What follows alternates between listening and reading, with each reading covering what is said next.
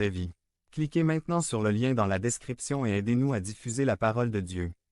Surmonter les angles morts par Joanne Quintero. Résumé. Il y a des angles morts dans les rétroviseurs des voitures dans la vie.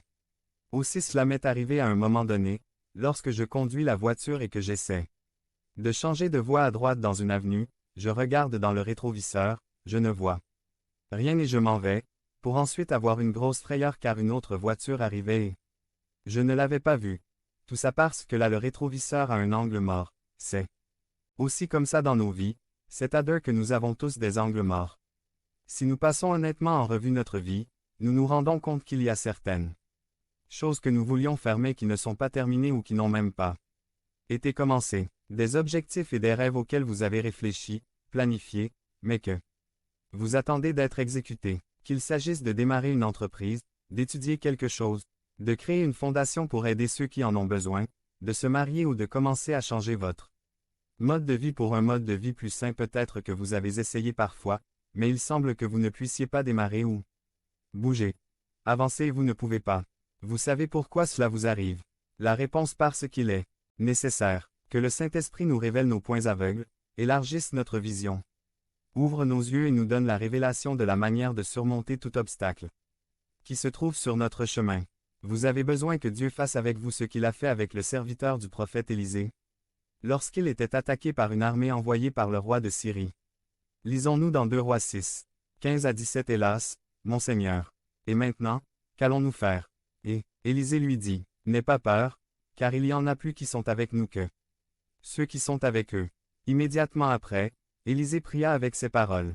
Seigneur, je te prie, ouvre les yeux de mon serviteur, pour qu'il voie. TLA. Avant de prier, Dieu ouvrit les yeux du serviteur et il put voir la grande et puissante armée du Seigneur. La peur bloquait la vision du serviteur et Dieu lui ouvrit les yeux. 385. Gardez ceci à l'esprit, plus nous avons une vision plus large, plus claire et plus dévoilée des choses de Dieu, de sa puissance, de son gouvernement, de sa capacité et de son amour. Pour nous, moins la peur viendra dans nos cœurs et plus la force nous viendra et nous affronterons les défis et les difficultés de la vie. Avec cette capacité, nous pourrons avancer car la foi nous permettra d'ouvrir de nouvelles portes pour réaliser les rêves et les desseins donnés par Dieu à chacun de nous. Désormais, si vous vous sentez coincé, vous avez 2 options.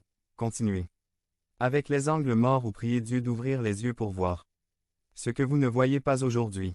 Prions. Seigneur, ouvre mes yeux pour que je puisse voir ce que je ne vois pas jusqu'à présent. Je te demande de m'ouvrir la voie pour réaliser l'appel, les rêves et les objectifs que tu as implantés en moi. Qu'il ne voie pas les obstacles, mais les solutions, je te le demande au nom de Jésus. Amen.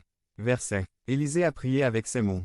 Seigneur, je te prie, ouvre les yeux de mon serviteur, afin qu'il puisse voir.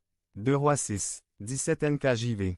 Devenez membre de la chaîne et soyez un instrument de la parole de Dieu.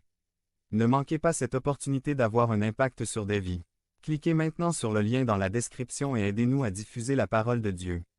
Pensée et attitude renouvelée par Joanne Quintero. Résumé. Tout ce qui nous intéresse devient une priorité. Tout ce qui nous intéresse devient une priorité. Pour cette raison, il est très important de réfléchir à ceci. Qu'attendez-vous qu'il se passe dans votre vie? Quelle attitude a-t-il? Si vous vous concentrez sur ce qui ne va pas ou sur ce qui ne fonctionne pas, alors il est temps de procéder à un changement radical. Aujourd'hui est le jour pour sortir de l'état de découragement et de découragement. Éliminez de votre esprit et de votre cœur les mots « cela ne peut pas »